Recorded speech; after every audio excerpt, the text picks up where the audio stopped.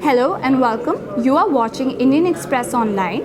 A day after, JNU students and journalists were attacked at the Patiala House Court Complex, Delhi police registered an FIR against unknown people. Indian Express, through pictures, were able to identify them and caught up with 4 men who were seen carrying out these attacks. Here we have Abhishek and Conan who will tell us more about this. First to you, Abhishek. Abhishek, you spoke to the people seen in the pictures. What did they say? Yeah, hi. So clearly, Indian Express spoke to 4 of them who were identified and were in the videos and pictures which went viral. Clearly, they were engaged in beating the students and the JNU staff and the journalists. So, out of the 3 lawyers that I met them, and so they have accepted that yes, they did beat everyone, the JNU student and staff, but they have categorically denied beating any media person. And they also mentioned that this was also provoked.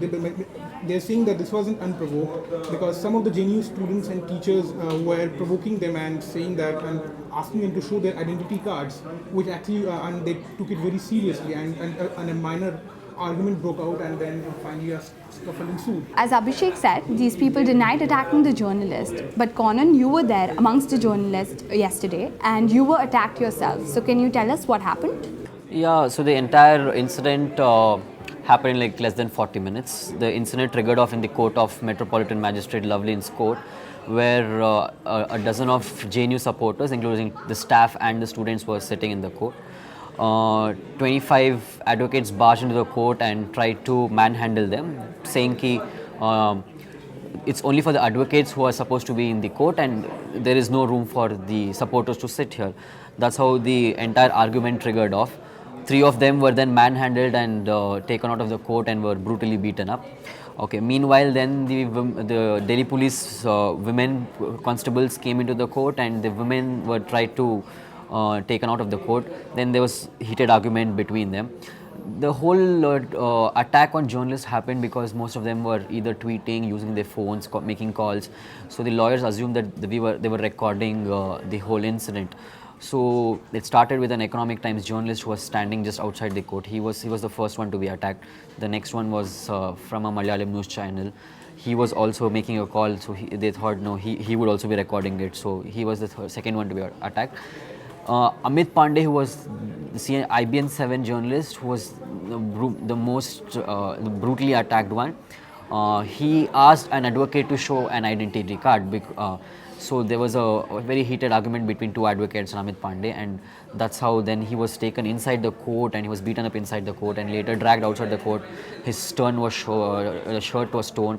Then they attacked, I think 2-3 of us. We ran and escaped towards the other gate. That's the entire incident.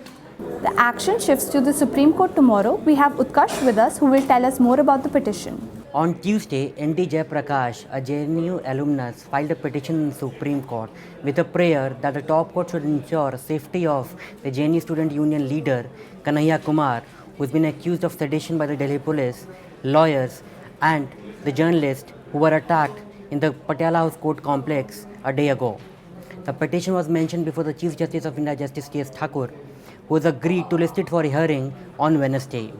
When the case comes up for a hearing on Wednesday, what ND Jayaprakash lawyers, Mr. Kapil Sibal and Ms. Indira Jai Singh have to convince the court about is the fact that why should the Supreme Court intervene when the Delhi High Court, under whose supervision all the trial courts in the Delhi function, is competent and capable enough of issuing such directions.